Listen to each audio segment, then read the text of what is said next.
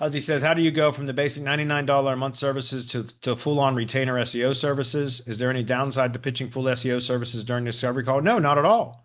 Depends on how the conversation goes. Look, you guys understand the whole reason of having the lower cost front-end services is to open up the ability to close more sales. You guys get it? Like honestly, the whole my point and look, actually my strategy has changed to where I do like pitching the lower end services actually more because they're easy to fulfill and easy to manage and maintain. And they're not usually performance based, they're activity based. As long as we are producing the deliverables that we're guaranteed every month, then they stay subscribed, right? It's not performance based. And when as soon as we get into results and performance based services, that's when the retainer goes up, right? They're going to ascend to higher level plans. So I actually like pitching the lower end services because it's like one and done. Once we get them set up and they're everything's set up, which is that's the hard work, right? Is it's all kind of front end heavy and getting everything set up, and I'm trying to streamline that as much as possible. But once it's up and running, it's basically on autopilot, and I love those because people don't cancel those very often. There's very little for us to do as far as management or maintaining the campaigns. There is a little bit of work, but it's very little compared to doing performance based stuff. So, but if I'm on a conversation or having a conversation with a potential client, right, a contact about, and they already have a decent online presence, maybe they've got decent reviews, they're ranking fairly well in their local area, and et cetera, then, maybe they've already got an answering service. Most of them don't, but maybe they already have an answering service or whatever. Then I may pitch them on, well, hey, kind of a higher level retainer based service that will be like, hey, look, you're doing fairly well in your immediate local area, but we can expand that out, two or three times the current area that you're covering. That's because of the competition levels. This is what we're going to have to charge. We do have a kind of more holistic SEO plan for achieving that, as well as remarketing, as well as comeback campaigns and email marketing for your existing clients, et cetera, reviews, all of that. It's all wrapped up into this larger retainer package or this larger service package that we have available. If that's reasonable and you're ready for it, would you like to learn more about that? And if they do, then we can talk about it. And I started it used to be 850 a month, but now it's basically, well, it depends on the competition level, but it's around $1,000 a month, if that makes sense. If they're ready for it, you pitch it to them. But the whole point is during the conversation, you'll discover whether they're ready for that or not. And if they're not, now you've got front end low cost services that you can pitch to them instead. And as I said, most of the time, we're going to find multiple front end services that the company actually needs, right? But when that is the case, then I'm going to typically revert to pitching either reviews or AI answering service, depending on where they are at with their business, what their most pressing needs are, right?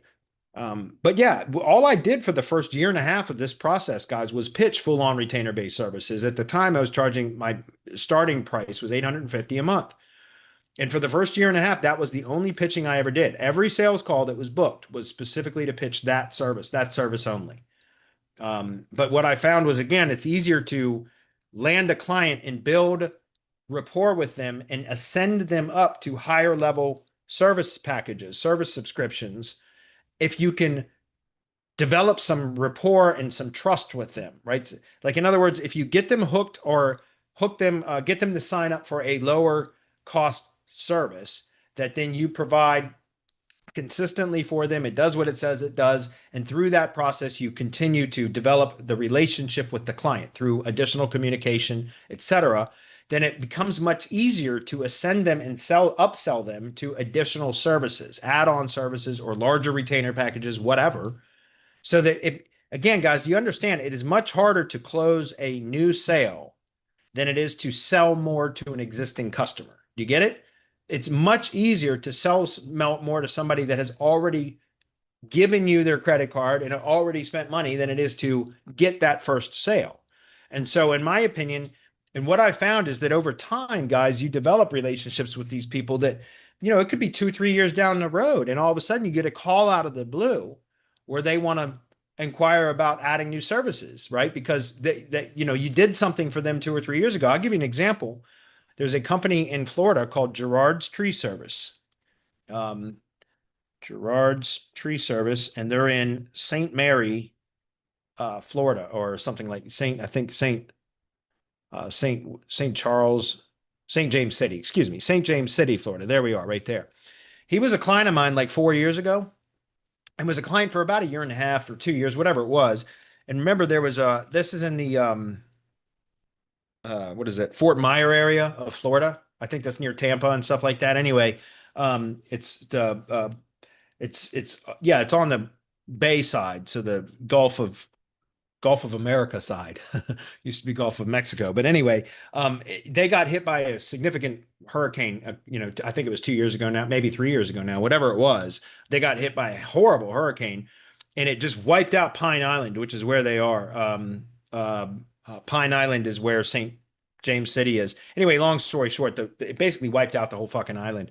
And so there was no trees and everything else. And so I ended up because I felt like he was swamped too. The Gerard Sequoia is the guy's name who owned the company. He just sold it, by the way, to another tree contractor. And that's what I'm getting at. That this guy was a client of mine for several years, good client. Then the hurricane hit, and he was swamped with cleanup work to where he couldn't take on any new calls or anything else because he's been a contractor for many years. So he had a big customer base. And because of the hurricane and all the damage, he was doing cleanup work for like all past customers and everybody in the community, et cetera. And so he canceled services with me, but I told him, hey, listen, I respect what you're doing and I understand what you're going through. And I'm so sorry because of all the shit. So I'm going to continue doing SEO work for you anyways. And so I did for 6 more months. I did additional, I kept maintaining his SEO campaign, even though he wasn't paying me. I stopped billing him, but I kept doing it for him for 6 months. And eventually I contacted him and just let him know, hey, look, I've been doing this for 6 months. I can't keep doing this forever. And he's like, no, I really appreciate what you did for me, blah, blah, blah. But we'll just go ahead and let this cancel. I'm actually thinking about selling the business, blah, blah, blah. That was 2 or 3 years ago. About 2 weeks ago, I get a call from Gerard, from Gerard's Tree Service. Well, actually, it was about 2 months ago when he first contacted me and told me that he had a buyer that was potentially going to buy the company. And so he said, I might have some questions for you. And I said, hey, or he might have some questions for you, blah, blah, blah. I said, just either you or him contact me whenever the sale is done, and I'm happy to have a chat. Well, then about 2 weeks ago, I get a call from Gerard, and he said, hey, I got the company sold and been working with the new owner, and blah, blah, blah. And now we're ready to start talking about adding some marketing services. So that whole story was basically just to tell you guys, again, it's about creating relationships through this process with very basic services to start. Because then again, guys, the thing is, if you do this in volume, you don't need to try to close the sale on every call, right? It's because you have all these warm leads that are in the sales cycle somewhere that are now in the hopper, so to speak. Like, in other words, they're in queue to eventually buy something. And so if you do this and you do this right, and you get the call, your booked sales call appointments coming in at a high volume, which is what the whole DHA program is about, is creating sales opportunities, right? And a high volume of sales opportunities. And so you just work those calls or those appointments the way that I'm teaching, which is, again, you have conversations with them, you pitch them pitch them if they're ready to sign up for higher price services, you send them to the checkout page.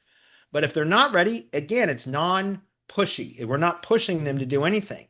It's a very, very kind of passive way to get them to stay in touch or engaged with us so that when they are ready, they're going to come buy stuff. And it works because over time, like I said, over time, you'll start getting stuff that you worked on months ago will start popping and closing as sales because of this type of a model. And so for those of you that are desperate for leads right now, you can be more aggressive in your pitching using the same kind of method, right? Directory outreach, get them booked a call, and then you can be more aggressive with your pitch. I don't need to do that, right? My business is doing well enough to where I'm not desperate. I definitely want to increase revenue, but that's why I can be more passive about it. And I think it is a much better way to sell because, guys, I don't have to pitch hard to anybody, full stop. And I tell them that right at the beginning of the call. I've said that many times on Hump Day Hangouts. Right at the beginning of the call, hey, listen, we're going to do 2 things on the call. We're going to review your listing, make sure everything's accurate, make any changes to it, make sure you're happy with it. Then after that, I'm going to introduce some problems that we identified through the process of optimizing your listing, and I want to bring that to your attention, and then provide you with some low-cost solutions to help you to start to resolve those. Does that make sense? Should we continue our conversation? Nod your head. And they say, yeah, sure, let's go. And by the way, just so you know, I'm not going to do any hard sales tactics.